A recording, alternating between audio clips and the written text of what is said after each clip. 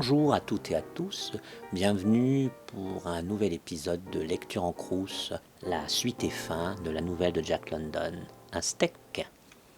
Le troisième round commença comme d'habitude, de manière unilatérale. Sandel menait le combat et délivrait tous les coups, mais au bout d'une demi-minute, trop confiant, il offrit son ouverture. Les yeux et le bras droit de King réagirent en même temps. C'était son premier véritable coup, un crochet avec l'arc fléchi du bras pour le rendre plus ferme et porté avec tout le poids du corps en demi-pivot. On aurait dit un lion qui, apparemment assoupi, faisait subitement jaillir une griffe éblouissante. Sandel, touché sur le côté de la mâchoire, s'affaissa comme un bœuf.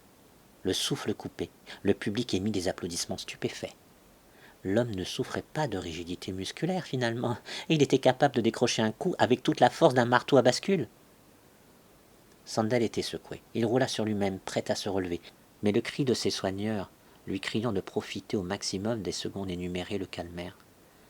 Il se dressa sur un genou, prêt à se relever, et attendit ainsi pendant que l'arbitre, au-dessus de lui, comptait les secondes.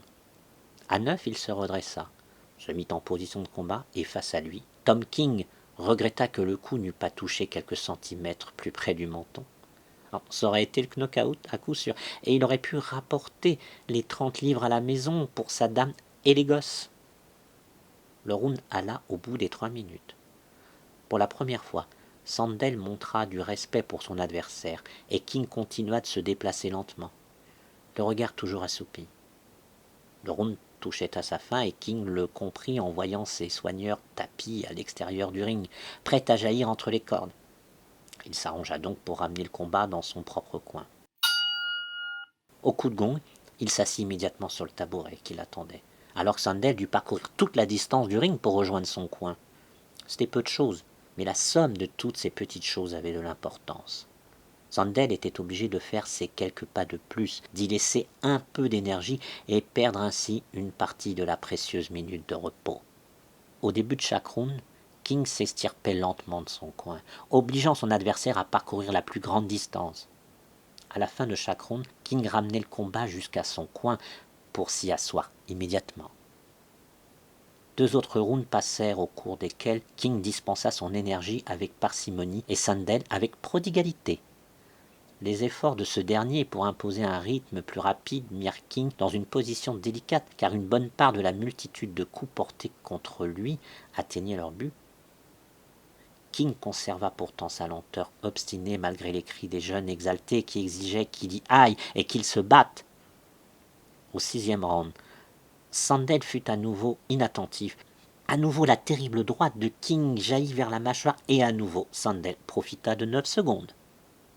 Au 7e round, Sandel n'était plus au sommet de sa fraîcheur physique et s'installa dans ce qu'il savait devoir être le plus dur combat de toute sa carrière. Tom King était un vieux, certes, mais le meilleur vieux qu'il n'eût jamais rencontré. Un vieux qui ne perdait jamais la tête, avec une défense remarquable, dont les coups avaient la puissance d'un coup de massue et qui possédait un knock-out potentiel dans les 2 mains. Pourtant Tom King n'osait pas frapper trop souvent. Il n'oubliait jamais ses jointures meurtries et savait que chaque coup compterait si elle devait tenir jusqu'au bout du combat. Ainsi, assis dans son coin et observant son adversaire de l'autre côté du ring, la pensée lui vint que l'alliance de sa sagesse avec la jeunesse de Sandel ferait un champion du monde des poids lourds. Mais c'était justement là le problème. Sandel ne deviendrait jamais champion du monde. Il lui manquait la sagesse et son seul moyen de l'obtenir était de la payer de sa jeunesse. Lorsqu'il posséderait la sagesse, il aurait dépensé sa jeunesse à l'acheter. King usa de tout ce qu'il avait appris. Il ne manquait jamais une occasion de neutraliser son adversaire, son épaule s'enfonçant alors violemment dans les côtes de l'autre. Dans la philosophie du ring, une épaule a autant de valeur qu'un coup en termes de dommages causés et bien davantage en termes de dépenses d'énergie. En outre, au cours de ces corps à corps, King pesait de tout son poids sur son adversaire et ne se montrait guère disposé à lâcher prise. L'arbitre devait intervenir pour les séparer et toujours avec le concours de Sandel qui n'avait pas encore appris à s'économiser. Il ne pouvait s'empêcher d'utiliser ses bras vifs, ses muscles frémissants, et quand l'autre se ruait au corps à corps, heurtant son épaule contre les côtes de Sandel, sa tête reposant sur le bras gauche de celui-ci, Sandel envoyait systématiquement son bras droit derrière son dos pour viser le visage de son adversaire. Un coup intelligent, très apprécié du public, mais peu dangereux, qui ne constituait donc qu'une simple perte d'énergie. Pourtant Sandel, infatigable, se battait sans retenue, et King, grimaçant un sourire, subissait avec obstination. Sandel décochait régulièrement une redoutable droite au corps qui pouvait faire penser que King était le plus souvent sévèrement touché, et seuls les vieux routiers du ring appréciaient la qualité de l'impact du gant gauche de King sur les biceps de l'autre juste avant qu'il porte un coup. Certes, le coup portait à chaque fois, mais à chaque fois il perdait de sa puissance sous l'effet de cette touche sur le biceps. Durant le 9e round, 3 fois en 1 minute, King décocha un crochet de la droite à la mâchoire de Sandel et 3 fois le corps de Sandel, aussi lourd qu'il fut expédié au tapis. Chaque fois, il profita des 9 secondes avant de se relever, secoué, ébranlé, mais toujours aussi puissant. Il avait perdu beaucoup de sa vitesse et gaspillait moins d'énergie. Il combattait avec acharnement et continuait de compter sur son principal atout, la jeunesse. L'atout principal de King était l'expérience. Il pallia son énergie et sa force défaillante par la ruse, la sagesse née des longs combats et une maîtrise attentive de sa puissance. Il avait non seulement appris à ne jamais faire de mouvements superflus, mais il savait aussi contraindre un adversaire à jeter toutes ses forces dans la bataille. Par des feintes de pieds, de mains et du corps, il manipulait constamment Sandel de manière à le faire bondir, plonger ou contrer. King s'économisait mais n'autorisait jamais Sandel à le faire. C'était la stratégie de l'âge. Au début du 10e round, King se mit à bloquer les attaques de l'autre par des directs du gauche au visage, et Sandel, fatigué, répliquait en décochant sa droite en un swing en crochet latéral sur le côté de la tête. Trop haut pour être d'une efficacité décisive. Pourtant, quand ce coup l'atteignit pour la première fois, King reconnut la tombée si familière du voile noir de l'inconscience. L'espace d'un instant, ou plutôt l'espace d'une infime fraction d'instant, il s'arrêta net. Il vit d'abord son adversaire disparaître de son champ de vision, et en arrière-plan, des visages blancs qui observaient. L'instant d'après, il vit de nouveau son adversaire et toujours les visages en arrière-plan, comme s'il s'était endormi un moment juste avant de rouvrir les yeux. Pourtant, ce moment d'inconscience avait été si microscopiquement court qu'il n'avait pas eu le temps de tomber. Le public vit King chanceler et ses genoux fléchir, puis il le vit se reprendre et replacer plus sûrement son menton sous la protection de son épaule gauche. Sandel répéta plusieurs fois ce coup, laissant King particulièrement étourdi avant que ce dernier mît en place une défense qui pouvait également s'avérer un contre. Feintant d'abord du gauche, il fit un demi-pas en arrière tout en expédiant un uppercut de toute la puissance de sa droite. Le rythme avait été si précis que le coup décoché de bas en haut atteignit directement le visage de Sandel, qui s'éleva dans les airs, dessina une courbe vers l'arrière et retomba de la tête et des épaules sur le tapis. King répéta ce coup 2 fois avant de se dégager et de travailler son adversaire coincé dans les cordes. Il ne permit pas à Sandel de se reposer ou de se reprendre, mais expédia une avalanche de coups jusqu'à ce que la salle fût debout dans un grondement ininterrompu d'applaudissements. Pourtant la puissance et l'endurance de Sandel étaient impressionnantes et il restait debout. Le knock-out semblant inévitable, un officier de police, effrayé par la violence des coups, surgit près du ring pour mettre fin au combat. Le gong retentit alors, annonçant la fin du round, et Sandel tituba jusqu'à son coin, répondant à l'officier qu'il était toujours lucide et puissant. En guise de preuve, il fit 2 bonds vers l'arrière, et le policier laissa tomber. Renversé dans son coin et respirant profondément, Tom King était déçu. Si on avait arrêté là le combat, l'arbitre l'aurait inévitablement déclaré vainqueur, et il aurait touché la prime. Contrairement à Sandel, il ne se battait pas pour la gloire, ou pour améliorer son palmarès, mais pour 30 livres. Maintenant Sandel allait profiter de la minute de repos pour récupérer. La jeunesse n'attend pas. Ce dicton surgit dans l'esprit de King et il se souvint qu'il l'avait entendu pour la première fois le soir où il avait sorti Stower Bill. L'aristo qui lui avait payé un verre après le combat en lui tapant sur l'épaule avait utilisé ces mêmes mots. La jeunesse n'attend pas. L'aristo avait raison. Ce soir-là, il y avait bien longtemps, la jeunesse était lui, mais aujourd'hui la jeunesse était assise dans le coin opposé. Quant à lui, cela faisait maintenant près d'une demi-heure qu'il se battait et il était vieux. S'il avait dû se battre comme Sandel, il n'aurait pas tenu plus de 15 minutes. En fait, il ne récupérait pas. Ses artères dilatées et ce cœur sévèrement mis à l'épreuve ne lui permettraient pas de rassembler toutes ses forces entre 2 rounds. Dès le départ, il n'avait pas eu suffisamment de force en lui. Ses jambes étaient lourdes et il commençait à avoir des crampes.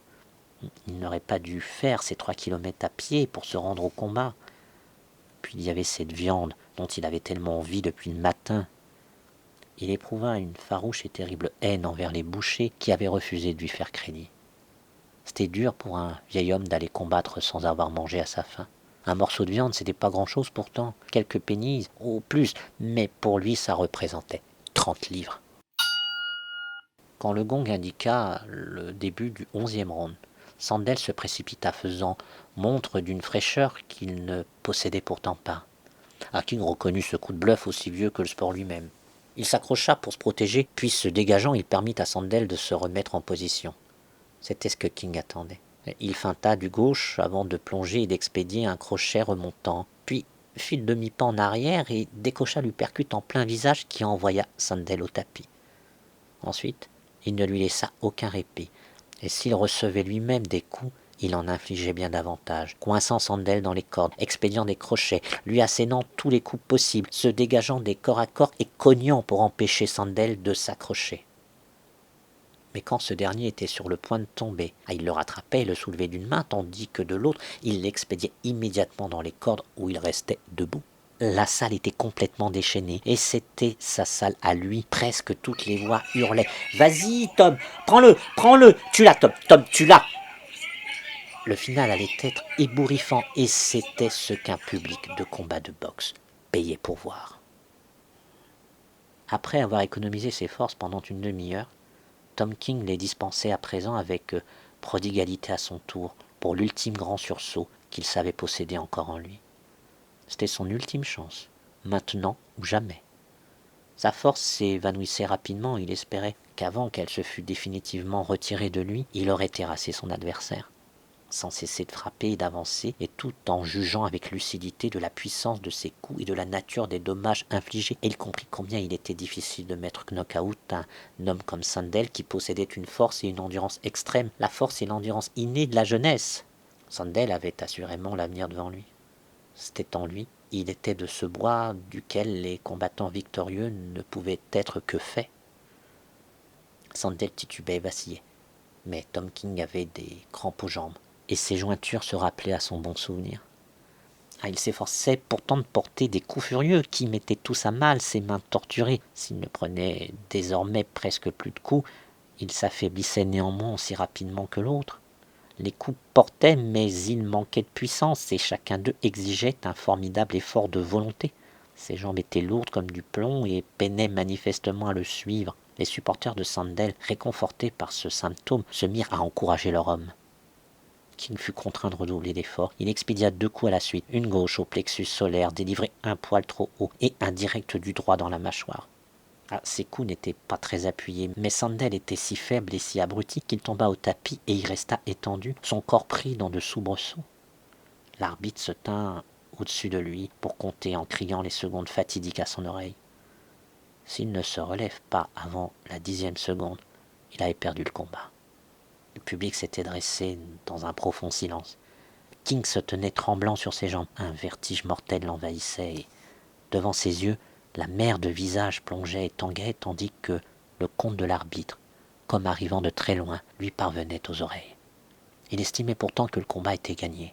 Impossible qu'un homme ayant subi un tel châtiment puisse se relever. La jeunesse seule pouvait se relever, et Sandel se releva. À la 4e seconde, il roula sur lui-même et tâtonna à l'aveugle vers les cordes. À la 7e seconde, il demeura, un genou à terre, tandis que sa tête bougeait en tous sens sur ses épaules. Quand l'arbitre cria 9, il se releva et se mit en garde, son bras gauche protégeant son visage et le droit son estomac. Ses poings vitaux ainsi protégés, il tangua vers King dans l'espoir de s'accrocher et de gagner un peu de temps. À l'instant même où Sandel se relevait, King se jetait sur lui, mais les 2 coups qu'il expédia furent amortis par les bras de l'autre. L'instant d'après, Sandel s'agrippait désespérément tandis que l'arbitre s'efforçait de séparer les 2 hommes. King produisit un effort pour se dégager. Il savait que la jeunesse récupérait vite et que Sandel était à lui s'il pouvait l'empêcher de récupérer. Il suffisait d'un coup bien appuyé. Sandel était à lui, indubitablement à lui. Il l'avait surclassé en maîtrise, surclassé dans le combat et surclassé au point. Sandel chancela en se dégageant, en équilibre sur un fil entre défaite et survie. Un bon coup le renverserait, le jetterait à terre et le mettrait knock-out. Tom King, éprouvant une soudaine amertume, repensa alors au morceau de viande qu'il aurait bien aimé avoir mangé pour appuyer le coup nécessaire qu'il devait décrocher. Il se concentra sur ce coup, qui ne fut pourtant ni assez puissant ni assez rapide. Sandel chancela mais ne tomba pas. Il recula en titubant vers les cordes pour s'y appuyer. King tituba également vers lui et dans un ultime effort expédia un nouveau coup. Mais ce coup l'avait abandonné. Il ne restait plus de lui qu'une intelligence combative diminuée et altérée par l'épuisement. Le coup destiné à la mâchoire ne toucha pas plus haut que l'épaule. Il l'avait voulu plus haut, mais ses muscles fatigués n'avaient pas pu lui obéir. Sous l'impact du coup, Tom King chancela lui-même vers l'arrière et faillit tomber. Il se lança à nouveau, mais cette fois-ci le coup passa complètement à côté et, dans un état de faiblesse absolue, il tomba sur Sandel et s'agrippa à lui pour éviter de plonger vers le sol. King n'essaya pas de se dégager, et il avait fait le maximum. Il était fini. La jeunesse n'avait pas attendu. Même dans ce corps à corps, il sentait Sandel reprendre des forces. Quand l'arbitre les sépara, il vit, là, devant ses yeux, la jeunesse qui récupérait. De seconde en seconde, Sandel devenait plus fort. Ses coups, légers et inefficaces au début, se firent plus appuyés et mieux placés. Le regard voilé de Tom King vit le poing ganté foncer vers sa mâchoire, et il voulut le contrer avec son bras, voulut le geste, mais le bras était trop lourd, comme lesté de 50 kilos de plomb. Il ne se lèverait pas lui-même, il s'efforça de le lever de toute son âme, puis le poing ganté atteignit son objectif. Il perçut un claquement net, comme une étincelle, et au même instant, le voile sombre l'enveloppa. Quand il rouvrit les yeux, il se trouvait dans son coin, et il entendait les cris du public, comme le rugissement des vagues à Bondi Beach. On lui pressait une éponge humide sur le front, et Sid Sullivan l'aspergeait d'eau froide sur le visage et sur la poitrine. On lui avait déjà enlevé ses gants, et Sandel, penché sur lui serrait la main. Il n'en voulait pas à l'homme qui l'avait sorti, mais il répondit à ce geste avec une sincérité qui fit protester ses jointures martyrisées. Puis Sandel se dirigea vers le centre du ring, et le public fit silence pour l'entendre relever le défi lancé par Yon Proto et proposer d'en élever le montant à 100 livres. King regardait, hagard, tandis que ses soigneurs épongeaient l'eau qui ruisselait sur tout son corps, essuyaient son visage et le préparaient à quitter le ring. Il avait faim. Pas la faim tenaillante ordinaire, mais une grande faiblesse, une palpitation au creux de l'estomac qui se communiquait à tout son corps. Il repensa au combat et au moment où il avait tenu Sandel, chancelant et titubant sur le fil de la défaite. Ah, ce morceau de viande aurait suffi. C'est tout ce qui lui avait manqué pour porter le coup décisif, et il avait perdu. Tout était de la faute du morceau de viande. Ses soigneurs le soutenaient à moitié pour l'aider à passer entre les cordes. Il se libéra et plongea seul entre les cordes avant de sauter lourdement sur le sol. Il marcha dans leur sillage, tandis qu'il lui ouvrait le passage dans l'allée centrale envahie par la foule. À sa sortie du vestiaire, il rejoignait la rue quand un jeune type à l'entrée de la salle lui demanda « Pourquoi que t'as pas foncé pour te le faire pendant que tu le tenais ?»« Ah, va au diable !» dit Tom King avant de descendre les marches vers le trottoir. Au coin de la rue, les portes du pub battaient à tout va et il vit les lumières et les serveurs souriants. Il entendit les nombreuses voix qui commentaient le combat et le tintement alléchant de l'argent sur le comptoir. Quelqu'un l'appela pour lui proposer un verre. Après un moment d'hésitation, il refusa et poursuivit sa route. Il n'avait pas un sou en poche et les 3 kilomètres du retour lui parurent très longs. Alors qu'il traversait le domaine, il s'assit brusquement sur un banc, accablé par la pensée de sa femme restée éveillée à l'attendre pour connaître l'issue du combat. C'était plus douloureux que n'importe quel knock-out et presque impossible à affronter. Il se sentit faible, amer, et ses jointures éclatées et douloureuses l'avertissaient que, même s'il trouvait un petit boulot de terrassier, il lui faudrait bien une semaine avant de pouvoir tenir le manche d'une pioche ou d'une pelle. La palpitation de la faim au creux de son estomac le rendait malade. Sa misère le submergea et une buée incontrôlée lui monta aux yeux. Il plongea son visage dans ses mains et en pleurant, il se souvint de Stover Bill et de la manière dont il l'avait puni ce soir-là, il y avait si longtemps. Pauvre vieux Stover Bill! Il comprenait maintenant pourquoi Bill pleurait dans le vestiaire. Voilà, c'est la fin de cette nouvelle, un steak, l'une des meilleures de Jack London sur le thème du pugilat. À bientôt pour de nouvelles aventures sur Lecture en Crous.